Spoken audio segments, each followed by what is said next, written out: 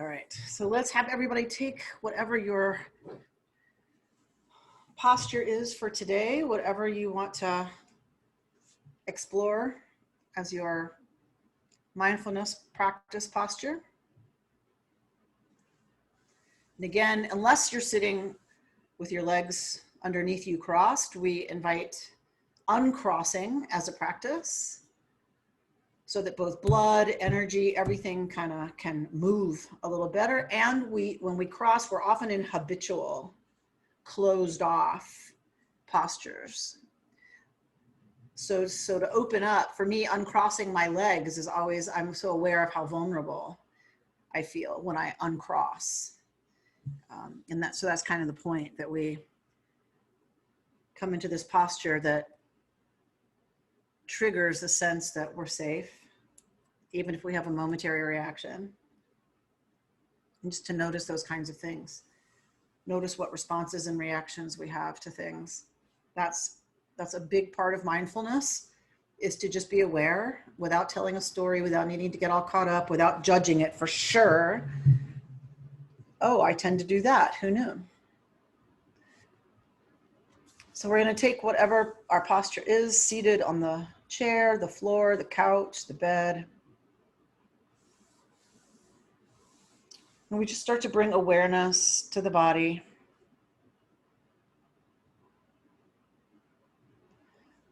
Bringing our attention fully into the body. It's one way that we stop the mind from going everywhere else, is that we give it something to do, to focus on the body, and we're going to relax the body in a moment. So just notice how you show up today on the chair. Is it hot? Is it cool? Is it fine? Just noting. And we're going to bring our awareness to the feet. We're going to relax the feet.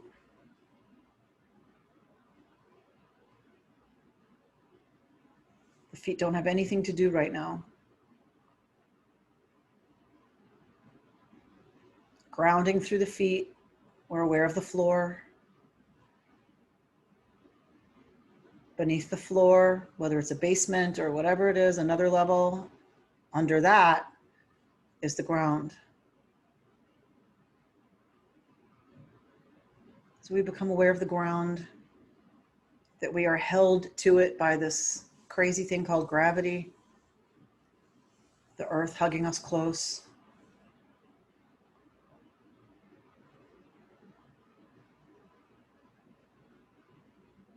Grounding through the feet, we bring awareness to the ankles, relaxing the ankles. They do a lot of work to balance us.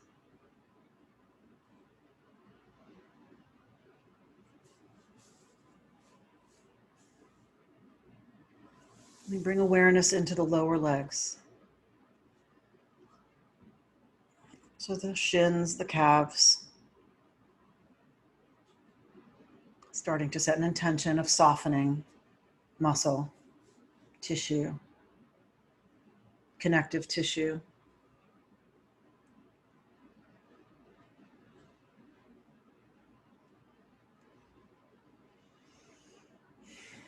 We relax the knees, releasing, just noticing any sensation in the knees.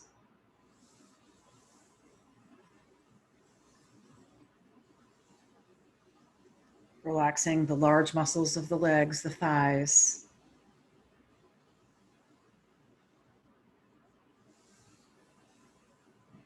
Letting them soften.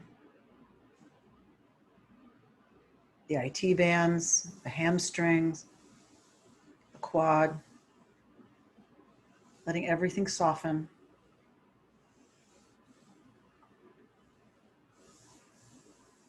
Allowing that wonderful oxygenated blood, since we're relaxed, it has more oxygen in it. And oxygen in blood is what cleans out the junk.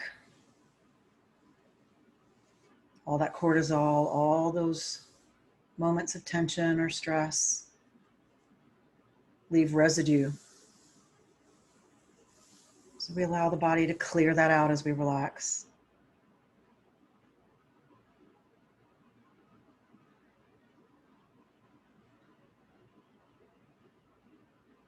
Bringing awareness to the sit bones, our weight, our presence. Grateful for our presence.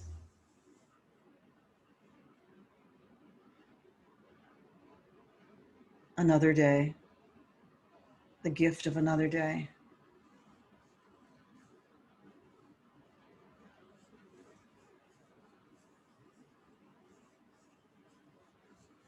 Relaxing through the hips, expanding through the hips.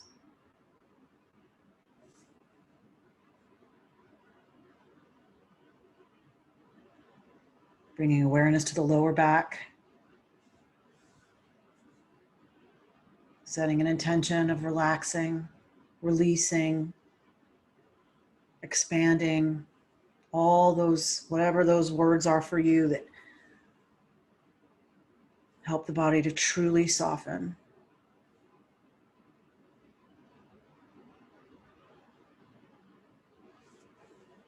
Bringing awareness to the belly.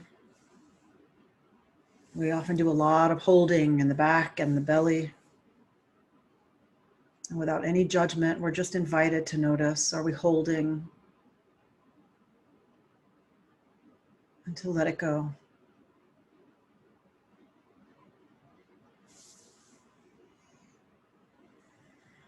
And then we just notice, does the breathing change as we relax the torso?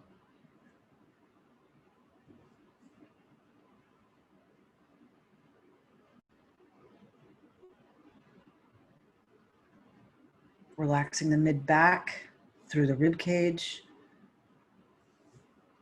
Becoming aware of the stomach, the diaphragm.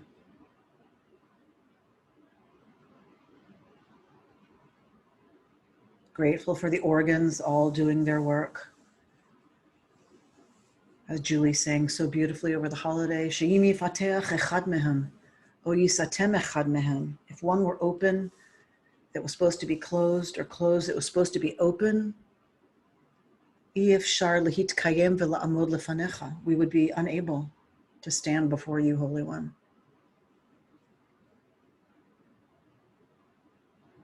So grateful that everything's working. In this time of COVID, grateful for the lungs, for the air moving in and out of the body effortlessly.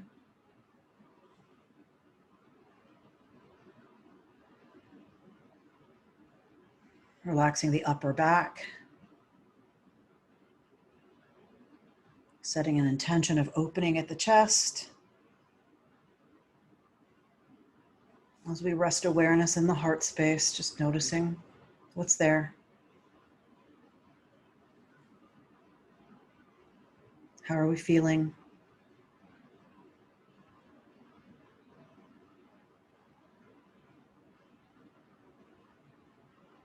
Dropping the shoulders away from the ears. Relaxing the upper arms. Through the forearms and the hands.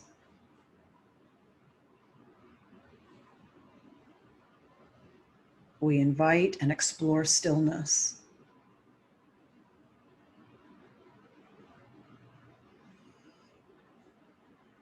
Letting the neck be long, the head balancing on the neck. Again, noticing any holding or tension, and we are invited to breathe into that place. Our thoughts made it like that, and our thoughts can release it. Relaxing the jaw.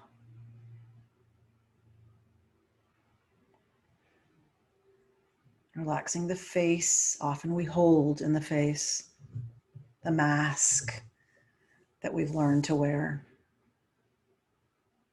Relaxing the brow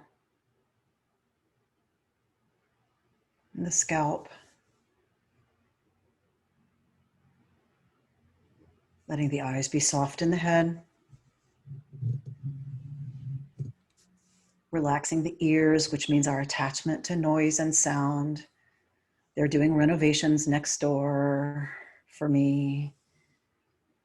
And we learn to just relax and release our reaction to sound, just letting it be.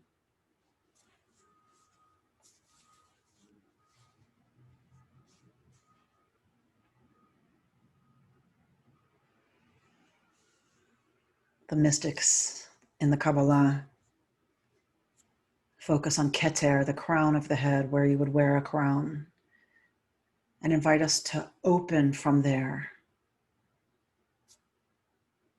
as we expand our consciousness and allow the mind to relax.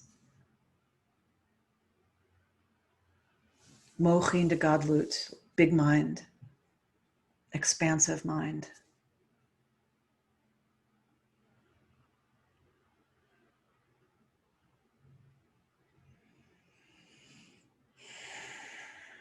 Aware of the sky,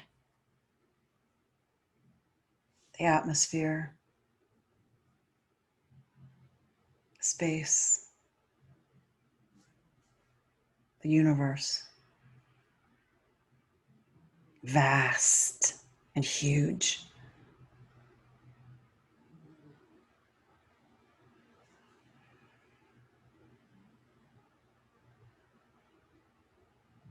We take a moment to sit grounded, relaxed, alert, connected deeply to the planet and to this place, and also aware of how enormous is this universe and what a blessing that we happened.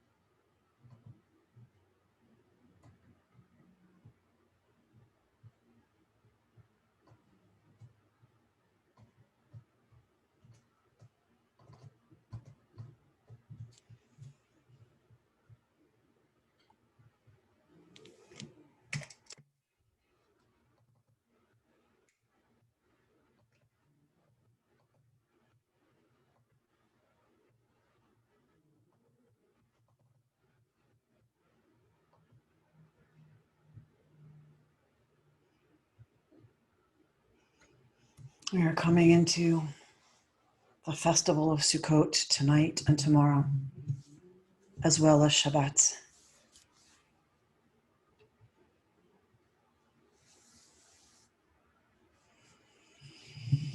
We leave the routine of the week for Shabbat.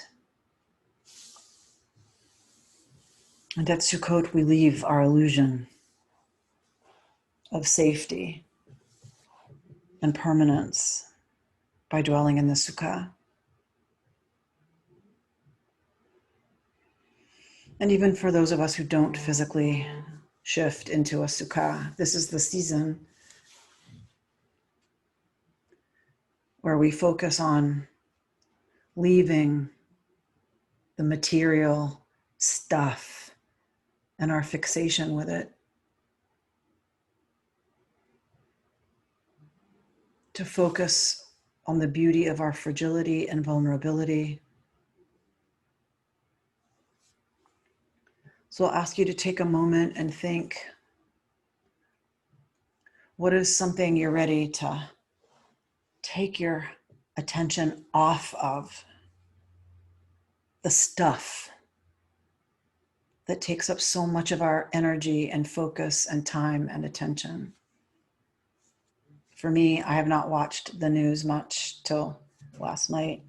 That was my practice of the holidays. Where are you ready to to leave some stuff behind this week.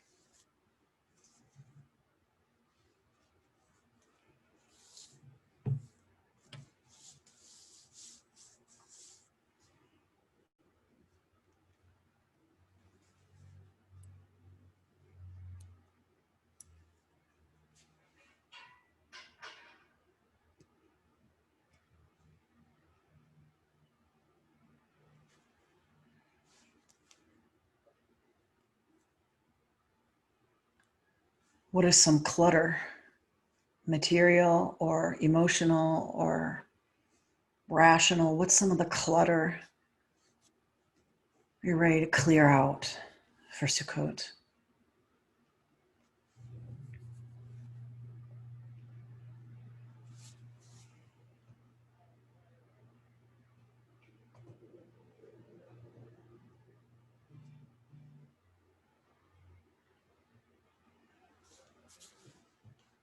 We do this while at the same time being so grateful for the harvest, so grateful for the abundance in our lives. We're not denying that.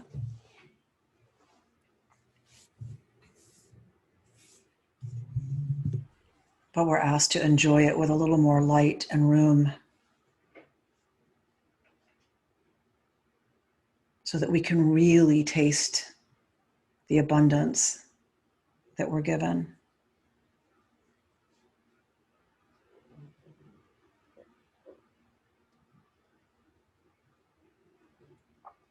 And the Sukkah for the rabbis reminds us of the time wandering in the desert.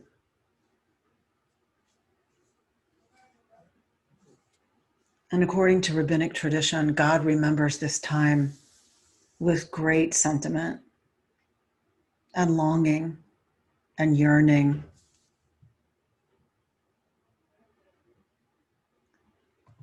The rabbis imagine that God misses us.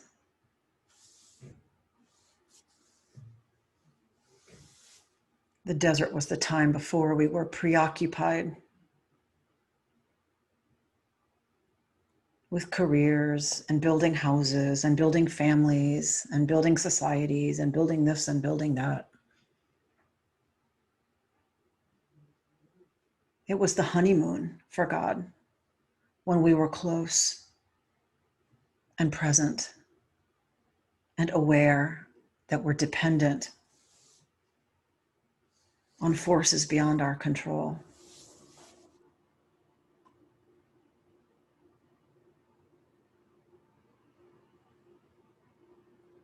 So we take a moment to get in touch with our own longing, our own yearning. And for Aviva Zornberg, she teaches that this is devotion.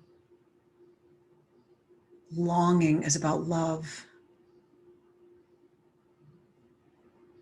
Yearning for connection.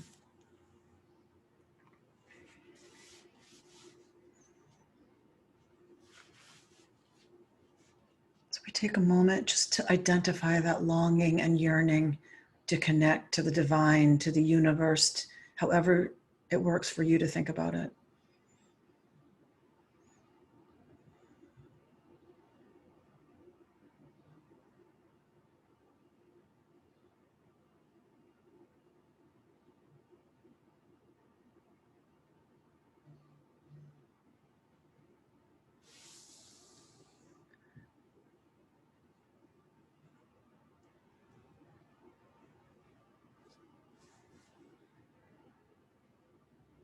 Our mystical tradition says our shoresh, our root, is in the divine.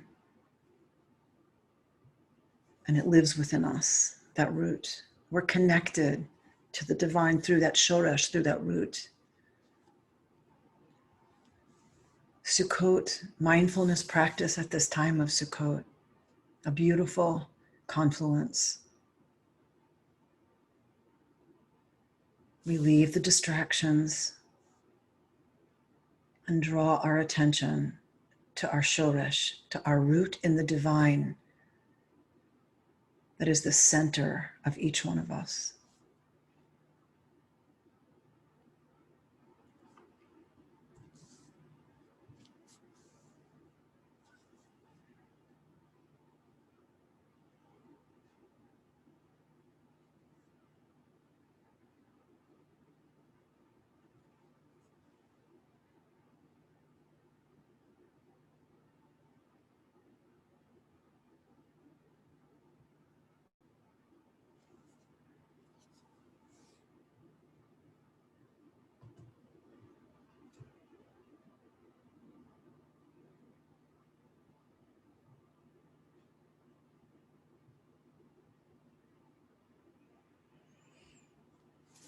From this place of connection, we take a moment to consider what is essential to us.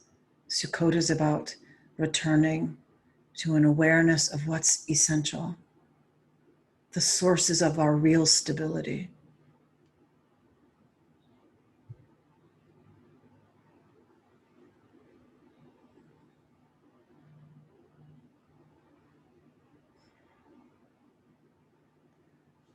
What are the sources of our true stability?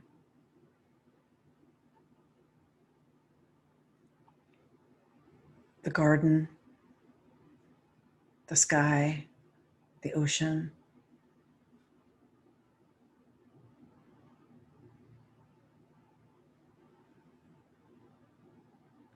people, memory.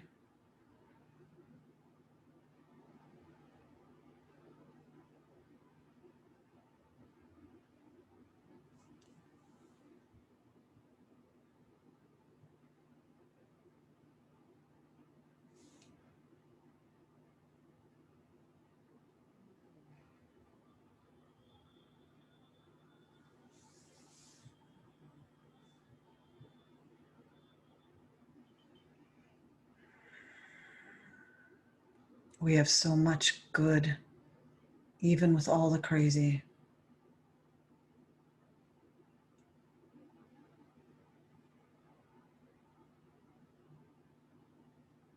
A harvest of good.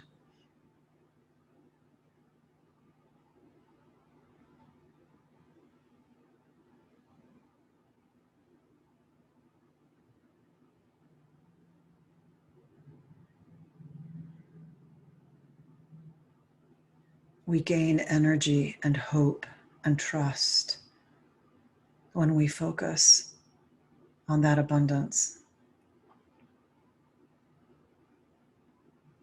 They will store it away for the winter in the ancient Near East.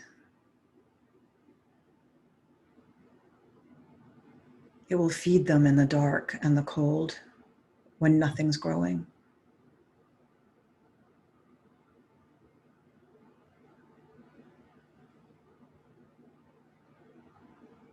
This awareness, this connection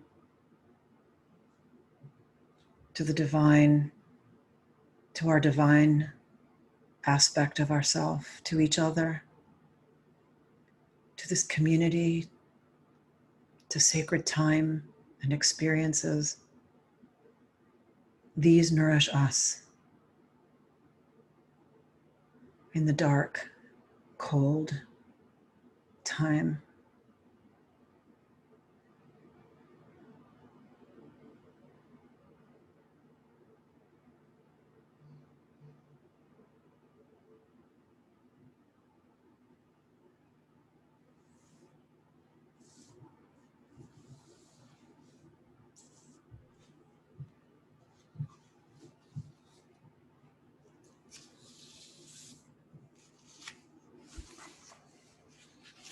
At the end of Sukkot is Hoshana Rabbah, praying for rain, for what nourishes what's going to grow.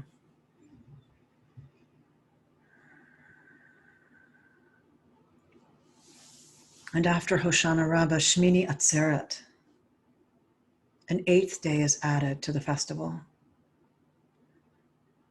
Shmini, the 8th, Atzeret, of tarrying, lingering. Because God wasn't ready for us to leave after 7 days. Being close again by leaving our material distractions.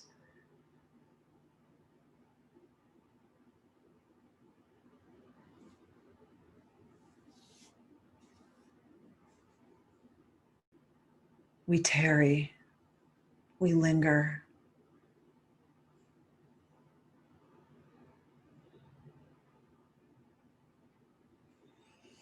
So we take another moment of lingering in this connection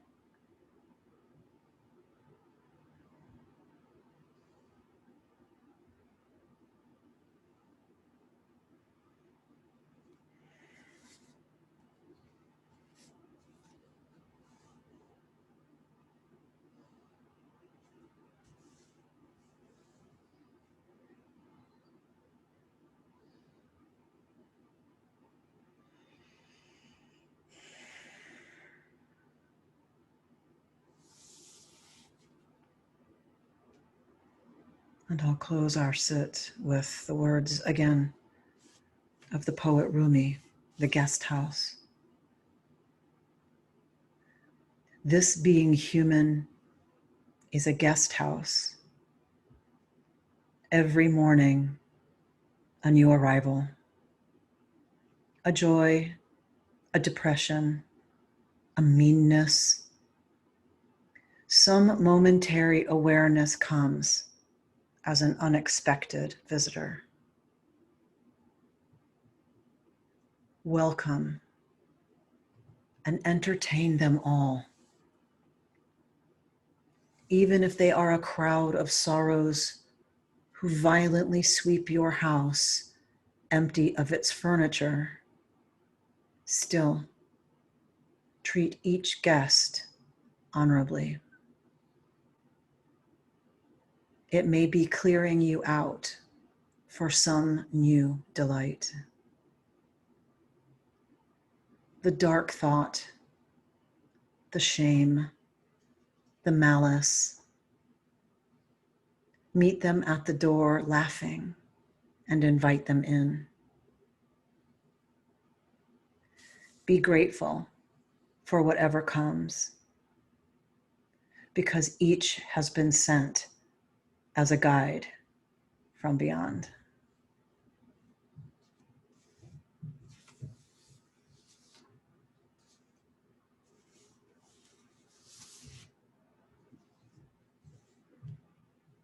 Mitzvah gedola lihiyot b'simcha tamid. It is a big mitzvah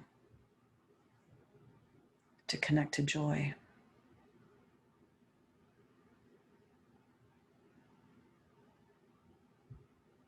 Chag Sameach. Shabbat Shalom.